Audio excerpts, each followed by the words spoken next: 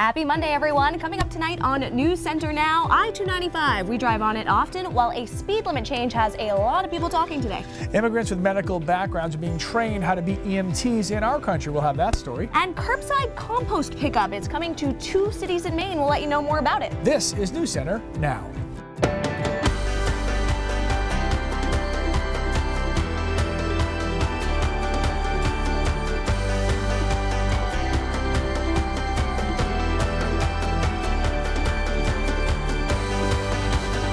Hello and happy Monday, everybody. Welcome to News Center Now. I'm Lee Goldberg. And I am Jessica Gagne in for Amanda Hill, who is on vacation. And I hear she is spending it packing and moving, which is how we all love to spend our vacations, yeah, right? That's a lot of work. Right. And but again, I mentioned this earlier, being away from me, I think, is a vacation for her. So congratulations, Amanda.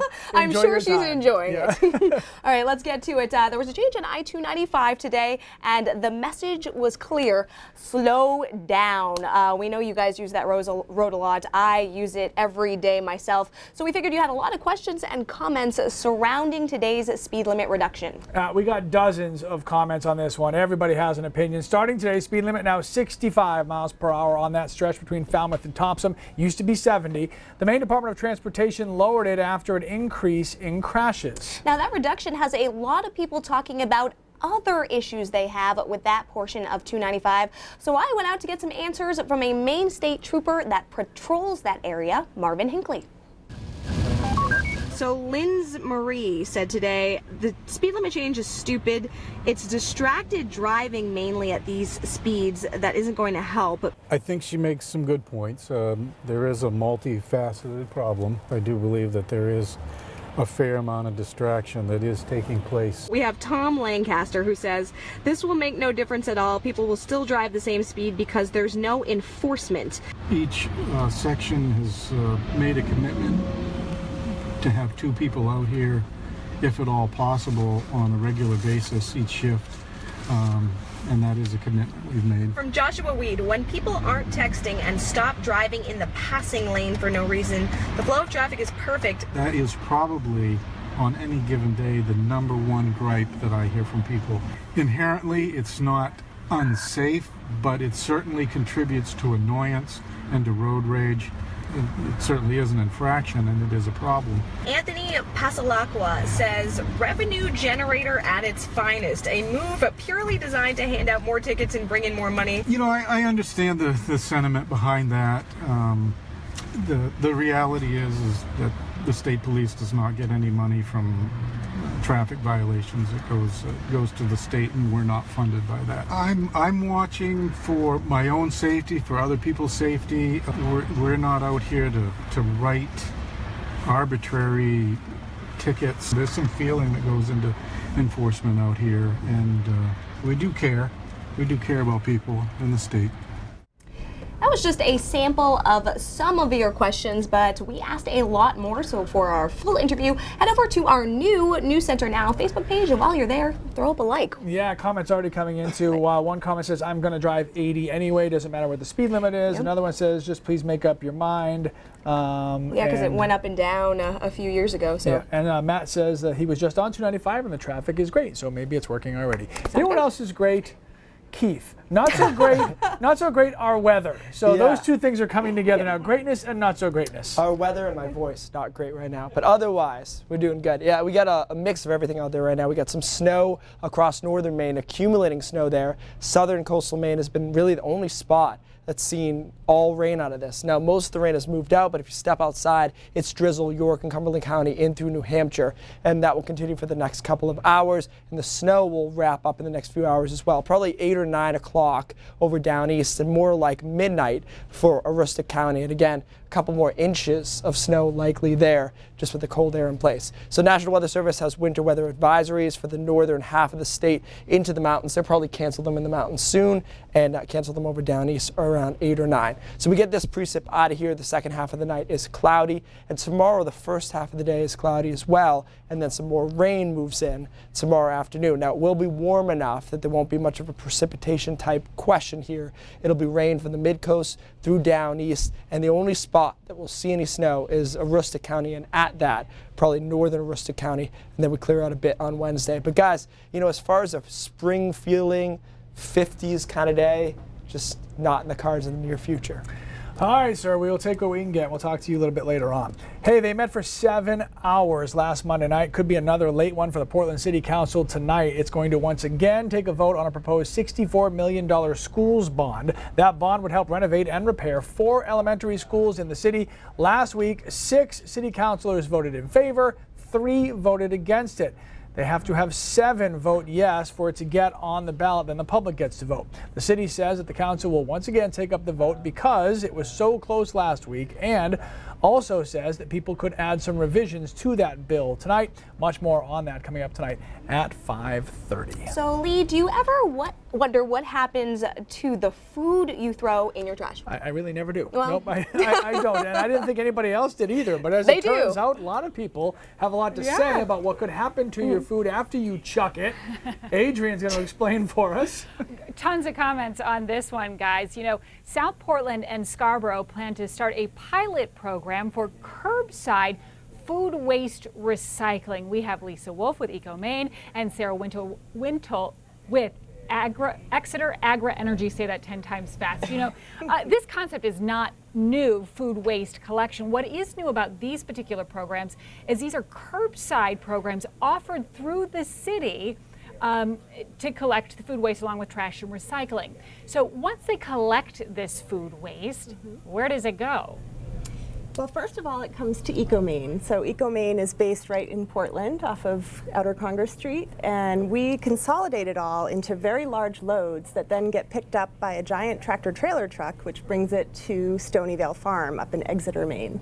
And from there, that's when this is kind of interesting because it actually is turned into energy. Correct. That's where the cool science happens with it. We take the food waste and we mix it with cow manure and we heat it to around 100 degrees, and that creates methane gas, and the methane gas powers a generator that makes renewable power.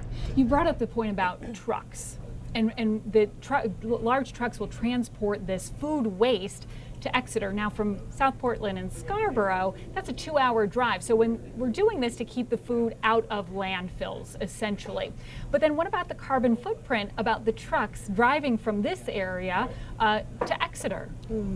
So basically, one of our key principles in selecting Exeter Agri Energy was that we wanted to be able to manage contamination. We know that the ick factor is one of the major barriers to people adopting food waste recycling practices. So Exeter Agri Energy offers proprietary depackaging technology that allows us to remove plastic bags from food waste and then bring it back to Maine to be burned and to also produce electricity. So it's really an exchange that's happening there. Yeah, and in addition to that, we are able at Exeter Agri Energy to capture the methane gas that I mentioned that powers the generator in an equivalent way to removing about 3,000 passenger vehicles from the road annually. You did mention the ick factor, and there is a bit of an ick factor. This is a sort of what some of the people will be getting in this pilot program. You know, one of our viewers, Sonia Sleeper, says, okay, but stinky in the summer composting. You say this doesn't have to be stinky. Absolutely. So there's a couple of little strategies for what we call kicking the ick. So one is to line your bin with a clear plastic produce bag from your local grocery store. Again, it can be depackaged and used for energy in another way. You can also put this bin, it's quite small, you can fit it right into your refrigerator or freezer, or even capture really stinky, shells, things like that in a plastic bag, put it in the freezer until it's time to put your outdoor bin out to the curb to be collected. And Sarah Elizabeth Kitchen says, I live in one of the pilot neighborhoods. How do I know if I'm part of it or able to be a part of this? It doesn't necessarily have to be somebody living in this pilot program either. Right, so both Scarborough and South Portland will have very select pilot communities that they've chosen, and you can go to their websites to find out more if you're in one of those neighborhoods. But they will have drop-off points as well at their transfer station or other designated areas. So if you're not part of the pilot program and you're really dying to be part of this, you will have options to be able to collect your food waste as well and bring it to those points. And we'll have a whole bunch more information on our websites and our apps. Back to you. Very interesting stuff. Yep, thank you very much. We do have a comment here. Elizabeth says they need to definitely do this in North Windham. So She's there's on a board. fan right there. Hey, there's a cutting-edge new program. It's helping immigrants in southern Maine find a different type of work. Find out how some new Maine residents are getting back to work in the field they're already trained in, and how this can help the patients they're responding to. That's coming up next on Now. I have some emails in there saying, would you go back to Washington and talk to them about the immigration bill, the H-2 visa, because we can't find workers. We're going to be opening up our restaurant in another month or so, and we, at this time of year, we're usually trying to get our staff together. We can't find people. We may be forced to work less hours, or possibly not even open if we can't find workers. So that's a real issue for us.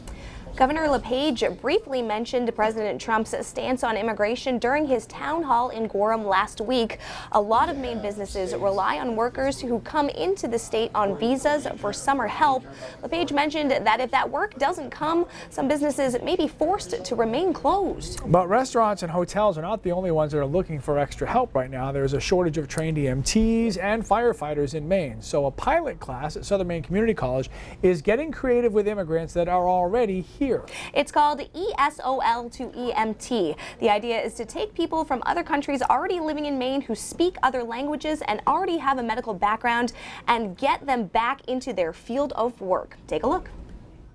This trauma assessment should only take about 30 or 40 seconds. An EMT class is all about basic life support. She's a little unconscious. Bleeding control, cardiac arrest, someone who's in anaphylactic shock and requires an EpiPen. If she was conscious, you'd obviously check pulses. It came about as a community need. There's a lack of EMTs, firefighters. I'm gonna put a pressure here. Everybody in this class has some form of medical background. As far up as the arm, you can get it. 4 of them were physicians in the Congo. We have 1 psychiatrist, and then several nurses and just general medical assistants would be kind of the makeup of the rest of the class. So it's actually a fairly high level of medical background, experience, and education coming to the class, which is cool for me as an instructor. And I can approach. There's plenty of people who are immigrating here who don't speak English as a primary language, so being able to train a line of first responders that can speak multiple languages, like we were talking about David, who can speak 6 languages fluently. 1, 2, 3. Okay. So I'm going to access the certificate. Definitely a benefit to have in the field, as the immigration population increases. I've been in Maine for almost 6 months. So the purpose of this, it says it in the name, is immobilization. Since we have a class of this kind, it gives us more assurance that there's still hope. We can be working, helping people, and making a difference in people's lives. So you've been dispatched to the local ranch for a female who may have been bucked off a horse. Everybody in here, they're extremely motivated, they're extremely intelligent, they want to get involved, they want to, everybody in here, the first day when introduced said that they enjoyed medicine because they were helping people, and when they came here they didn't think they'd be able to do that. Feel good? Yes. And now if they feel like they're going to be able to get back into the medical profession and help the community and be productive members of the society. Now, this class could lead to instant employment. An ambulance service based in southern Maine has already committed to interviewing every student that successfully completes this course. Northeast Mobile Health Services has 15 to 20 EMT positions to fill this year.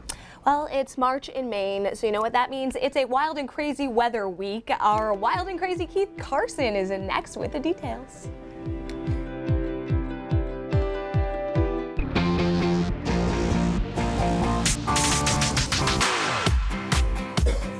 If you've ever struggled with trying to find the right way to reach out to your local representatives, check this out, because Facebook just made doing your civic duty a whole lot easier for you. They launched a new tool today that is called Town Hall. We're going to show you how this works. Check it out. So you can find it under the Explore section on your feed. That's also where you'll find your events calendar and the popular On This Day feature. So once you click on Town Hall, you're asked to give your address if you haven't done so already, but don't worry, because if you haven't, Facebook assures you that it won't be displayed on your profile. So after you've put in your location, a list of your representatives ranging from the local levels to the federal level will appear, and you'll have the option to either follow their pages or even reach out to them directly. Clicking on the contact option will give you their address and phone number, and if you're on a mobile device, you can drop them a note directly on Messenger, call them or email them. That's it. It's that simple. The tool rolled out today according to Mashable. Guys, there really is no excuse to not make your voice heard at this point. I think Facebook is really trying to, especially for millennials and you know, everybody who uses Facebook, just really get out there. Yeah, It's kind of cool to know you can Facebook Messenger your senator if you feel like. You're like, hey. Absolutely. Or President Trump, I mean, or you can tweet at him. I'm sure that message will probably get across. Does he have Twitter?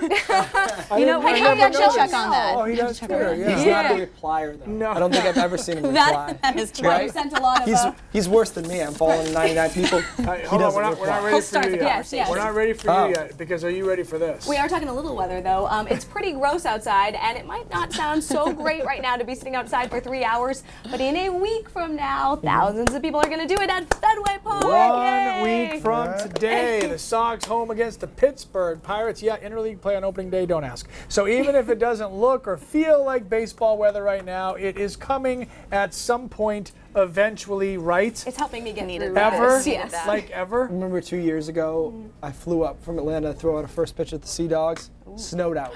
That's right. The game Did they was invite snowed you back, or did they say? They did. I also Wasn't your fault. remember that the pitch actually ended up going backwards. Is that true? It was, yeah. I hit 50 Cent. His ball was still going the other way. Yeah, it's, we'll get there eventually. But it's a slow process because it definitely feels more like winter here over the next couple of days. Here's a look at our radar, a little everything, a smorgasbord of precipitation with some snow over northern and down east Maine, rain along the coastline, some sleet in between. We did see some freezing rain last night as well. Most of the precip, though, moving out of southern and western Maine, and just a few rain showers, kind of drizzle left through the rest of tonight. So kind of a gross night for sure, but most of that precip will get out of here, and the snow will continue over northern Maine and down east till around 8 or 9, and then around midnight in Aroostook County. Temperatures, well, they're in the mid-30s here. That's why we've seen rain, but it is a cold rain. And then upper 20s, not even close in Millinocket and Caribou, squarely in the snow range there, and they will continue to accumulate snow the next couple of hours. So this precip gets out of here. We start tomorrow dry, but notice not that much in the way of sunshine. I think we're going to see a mostly cloudy day through the first half of the day. The second half of the day, here comes another disturbance. Now this time will be warm enough for all rain. So it will be raining along the coastline, the interior. The only place that we'll see snow is late Tuesday night into Wednesday morning over far northern Maine and into down east Maine. This is Wednesday at 5 o'clock. That moves out and things look up for Wednesday afternoon and Thursday. But our pattern overall is very active, which in this case is not all that pleasant. So we got a couple more things to watch, and one of which I think the biggest thing to watch is this weekend, Friday night into Saturday. The signal is that there will be a storm system off the coastline. There'll be some cold air in place. So the European model, which as you know is our favorite model, is hinting at the possibility of some snow on Saturday. Not set in stone, still many days out, and it's you got to get everything just right to get accumulating snow in April. It's possible, but everything has to be kind of dead on. So there's really kind of a day and a half of nice weather this week. It's Wednesday afternoon in through Thursday. And as I mentioned, Friday night into Saturday bears watching. I'm not saying it's going to be a snowstorm, but, you know, it's possible. It's possible. That's not April Fool's Day. Right. And what I don't see is a big pattern shift that has us in the 60s. It's just not there yet. So I know. Patience is a virtue. My wife's getting annoyed. Patience is a virtue. She's like, this is the part of winter I forgot about, where it just drags its feet on the way out. Yeah. What are you I gonna don't do? put my sweaters away until May. That's Oh, yeah. for Yeah, years. that's a I've good kept call. them out. All right, sir. Thank you. We're back with you. If you can rest your voice for a little bit, we'll do some brain drops when we come back. And welcome back, everybody. Time for some brain drops, and we already have some consternation on this one because Jessica's very upset. Yes. That she has peaked at pretty much everything according to science in her That's life. true. That is not true, but this one is upsetting. Me too. Yeah. So these are all different studies put together into a nice infographic as to the age you peak at everything. One thing, so you start with a new language. No surprise that it's good to learn that. Unless you're the Pope, you should start at 7. That's a good age. between 7 and 10. There's some debate. Young. Brain processing power, 18. You're way done with that. It doesn't mean smartest. It just means there's the ability to absorb information. Hold on. I don't understand. Let's do it again. That's the point. Start at 7. This is an interesting side note. Female attractiveness to men at 23. Huh. And you'll notice, guys, that there's nothing on this board for male attractiveness to females. Because that just stays forever. Do you want to know why that is? No, it's really interesting scientifically. Not surprising. They took all these men between 20 and 50 and they asked them what age is most attractive to you. And the median age was 23. They took women between 20 and 50 and said, what age is a man most attractive to you? And it kept rolling with their age. So there was no median age that made any sense because women are more sophisticated. I'm just going to keep my comments to myself. We'll go to Facebook for No, I want to see where you're going with that one. Anything else? I thought the understanding of your body, go to the bottom here, Hannah, if we can. I think it's happiness with your body peaks at 74. Wow. Wow. So you still get that ahead of I'm me. almost there. I got it. So this is an interesting little chart. If you can And check psychological well-being, 82. Well, we got to wait for that too. it out. 82. Yeah, you're just happy to be there. I think. All right. Luckily for you, we're out of time. News Center at 5:30 is next. We'll see you tomorrow.